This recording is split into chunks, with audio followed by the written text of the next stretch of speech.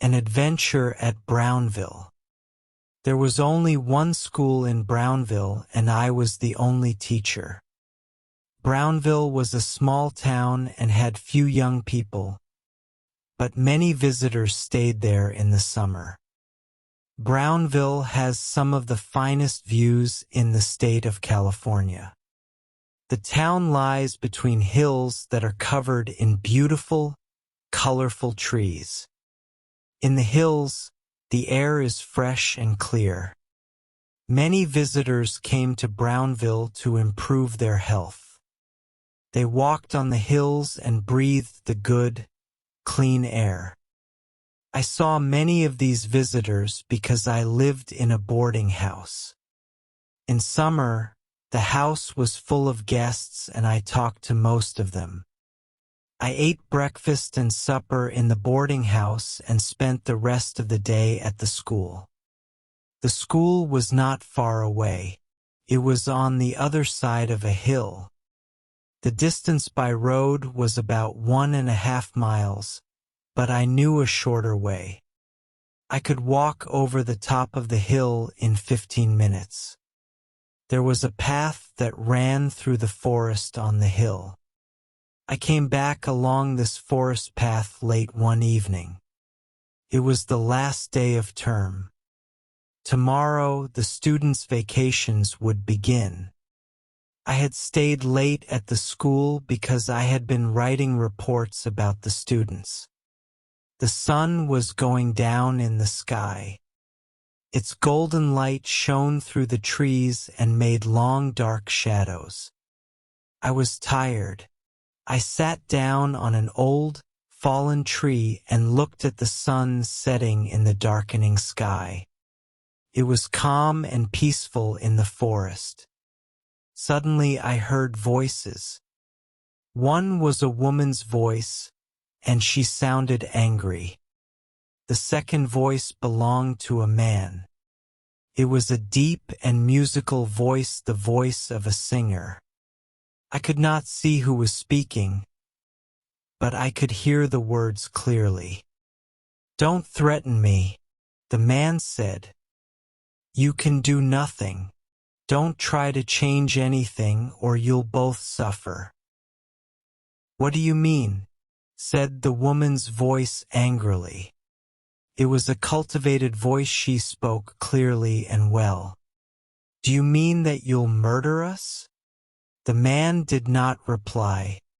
I wanted to get to the boarding house. It was supper time and I was hungry, but I did not want to pass the man and woman. I looked around and saw no one. I stood up quickly and walked on. It was almost dark now, but suddenly I saw the two people among the trees. They were standing on the path. The man was tall and slim. He seemed to be wearing black clothes, but there were too many shadows and I could not see clearly. The woman wore a pale gray dress. They did not see me. As I watched, the woman knelt on the ground in front of the man. She held her hands together in front of her face. Was she begging for the man's help? Or was she praying that he would not hurt her? I did not like this scene. There was trouble here. I stepped behind a large tree.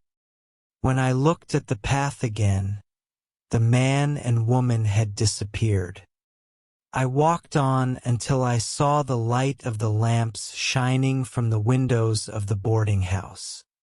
The scene of the man and the woman in the forest stayed in my mind.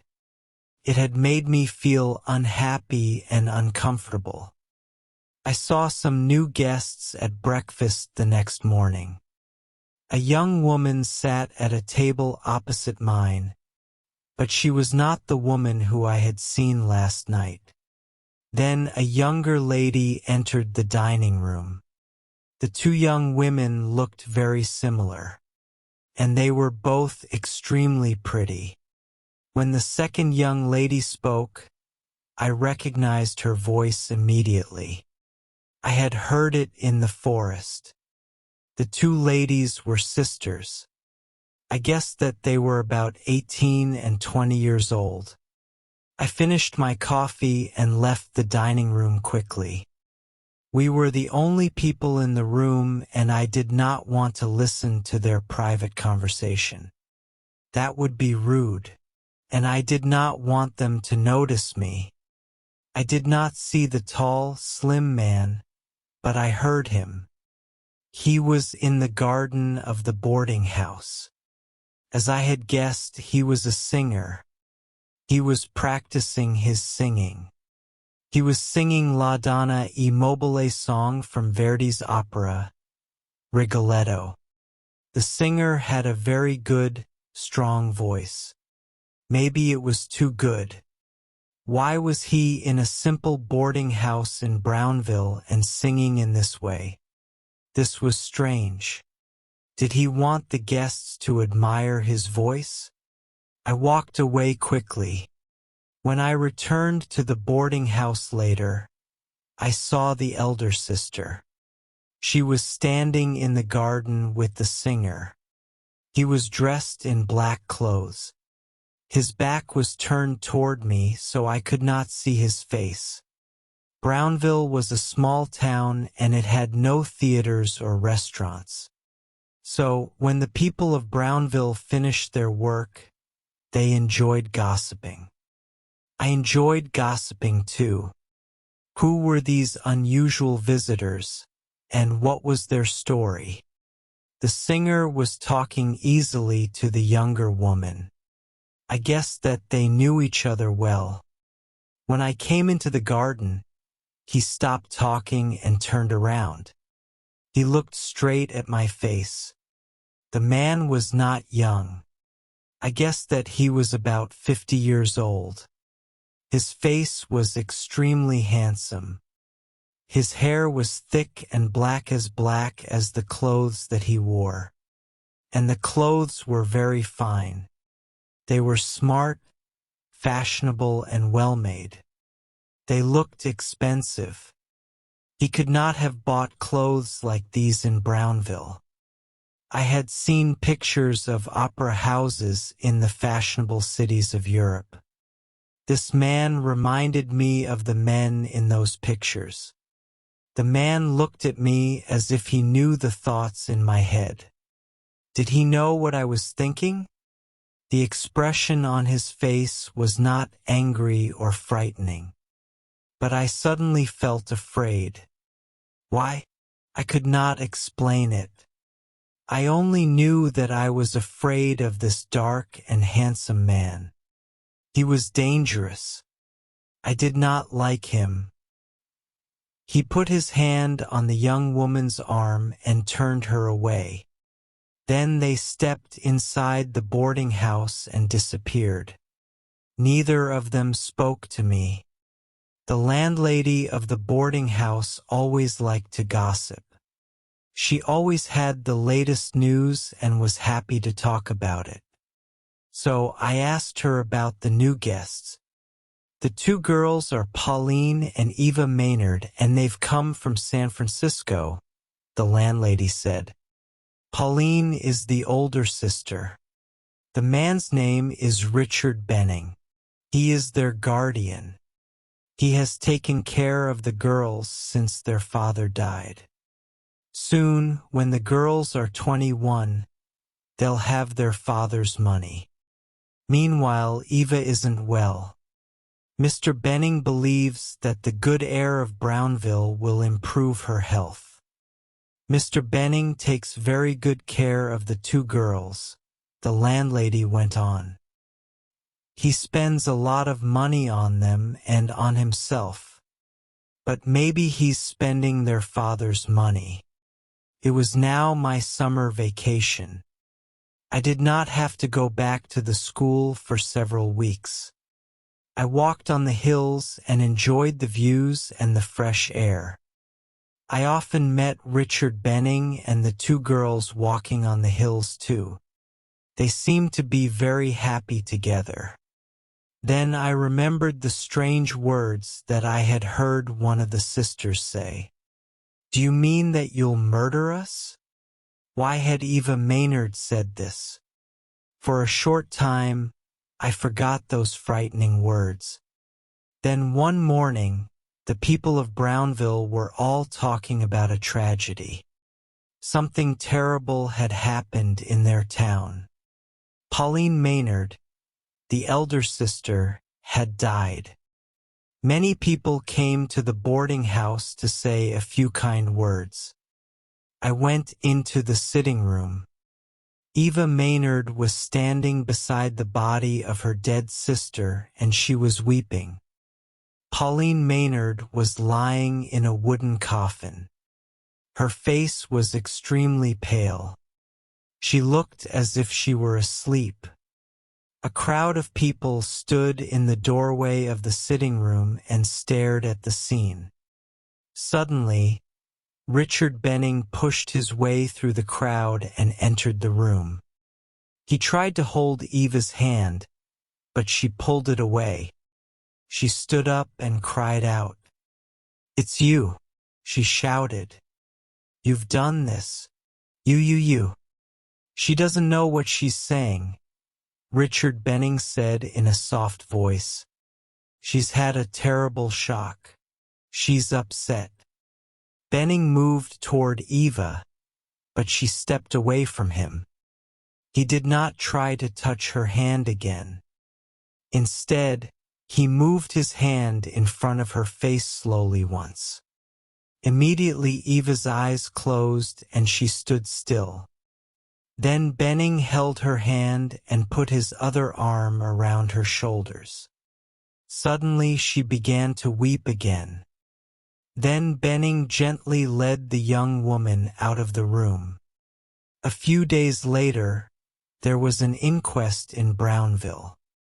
The coroner listened to the words of Benning, a doctor, and several people in the boarding house.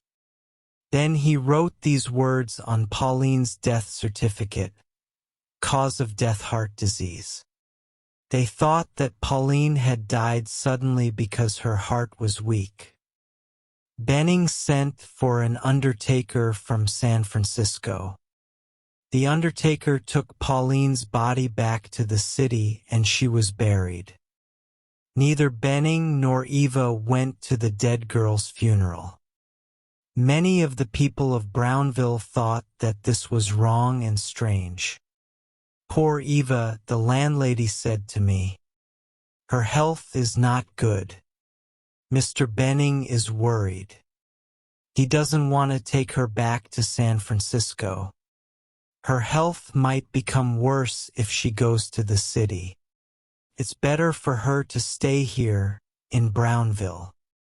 A week passed. One evening, I finished my supper and went into the garden. I saw Richard Benning and Eva Maynard standing beneath a tree. They were holding each other's hands and looking into each other's eyes. It was a very gentle and romantic scene, but it was wrong. They looked like lovers. Benning was a 50-year-old man and Eva was not yet 20. Also, he was her guardian. Benning should be like a father to the young woman, not a lover. I stood in the shadows and they did not see me. I did not move, but I listened. "You will kill me," said Eva. "I know that you killed Pauline. I beg you to kill me quickly. Let me go. Let me be at peace." Richard Benning did not reply. He released Eva's hand and walked away. He walked up the hill to the forest where I had first seen him. As he walked, he sang. His fine voice sounded beautiful and wild. Eva stared at her guardian. As she listened, she put her hands together. She held her hands in front of her body as if she was praying. I walked out of the shadows. Eva turned and stared at me. Maybe I had frightened her. "Miss Maynard," I said, "I'm sorry. I came into the garden and I heard what you said. I believe that you're in danger. You can do nothing, she said.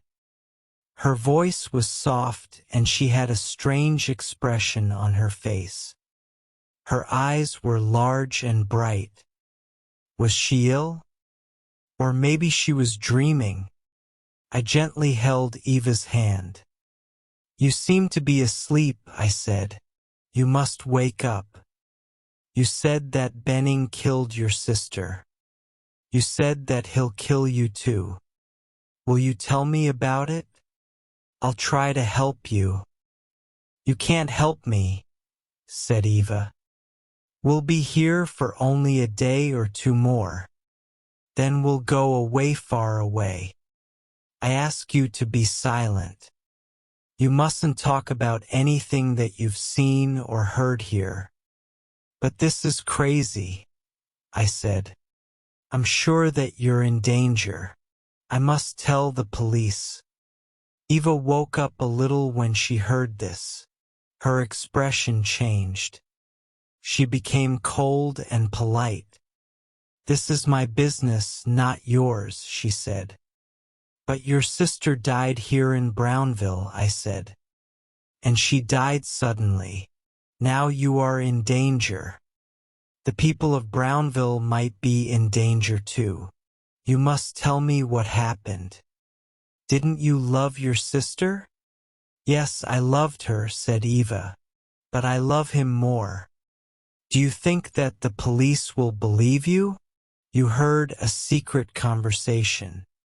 If you talk about it, I'll say that your words are lies. No one will believe your story. Suddenly she smiled. It was a beautiful, sweet smile. I could not believe her words. They were so hard and cold. Eva held my hand tightly. Come with me, she said. We'll walk together. He will be away all night. He won't know that you've been with me. We'll walk and talk, and you'll forget what you've seen and heard. You'll forget about us. Truly, I did not know the ways of women then. I was happy to walk in the garden with Eva Maynard. I was a little in love with this beautiful young woman. We talked about the people of Brownville. And we talked about their love of gossip. I did not want to go to my bed. Before I said good night, I asked Eva to walk with me the next day. There's an old mill on the top of the hill. Will you walk there with me tomorrow afternoon? We can enjoy the fine views from the mill. If he's not here, yes. I'll walk there with you, said Eva. I went to bed feeling happy. I smiled happily as I fell asleep. The next morning, I awoke feeling even happier. Today is going to be a special day, I thought. Eva was not in the dining room at lunchtime. Maybe I had hoped for too much. I am only a school teacher in a small town. And I am not very rich or very handsome. But I was not disappointed. Eva came into the garden. Benning must have gone away. I was the happiest man in the world. Eva said nothing as I followed her up the path to the old mill. She knew the way there because she had walked to the mill many times with her guardian. Eva and I did not have a conversation, but she sang songs. She sang happy and sad songs. Her feelings changed as quickly as clouds pass across the sky. 1 minute sunshine, the next minute shadow. I was happy to be with her, whatever she felt. She walked and I followed. When we came to the mill, she did not stop walking. She crossed an old wooden bridge and took the path up the high hill. It was the path to a place called the Eagle's Nest. This was where the path ended, on a cliff high above the forest. The view from Eagle's Nest was beautiful. I was a little afraid. The view was fine, but I did not like to go near the edge of the cliff. The ground was more than 200 feet below us. But Eva stood on the cliff's edge and looked up, not down. Suddenly I heard footsteps, and Richard Benning came and stood beside us. "I saw you walking on the path," he said carelessly, so I came up too. Eva turned toward us. She still stood on the edge of the cliff. Her eyes were shining and she was smiling. There was a look of love on her face. "I'm so glad that you came," she said. She was staring at Benning. Her loving expression showed that she was telling the truth. But then I saw something else in her expression. Eva's mouth was smiling, but suddenly there was fear in her eyes. She looked like a frightened animal. With a smile on her lips and fear in her eyes, Eva stepped backward. She fell over the edge of the cliff to the ground below. Benning and I ran down the path to the bottom of the cliff. He got there before me. I did not want to look at Eva's body. Beautiful Eva was no longer beautiful. Benning looked at her carefully, but he did not touch her. "She's dead, quite dead," he said. "I'll go to the town and get a police officer. Please stay here with the body." I did not know what to say. I was shocked. Benning started to walk toward Brownville. Then he turned and looked at me. "You saw what happened," he said carelessly. "It was an accident. Eva killed herself. I saw her step off the edge of the cliff and you saw it too." "You're a killer," I said. "You're a damned killer. You didn't touch her, but I know that you killed her." Benning turned his back toward me and walked away. As he walked through the forest, I heard him singing. He was singing a song from Verdi's opera, Rigoletto.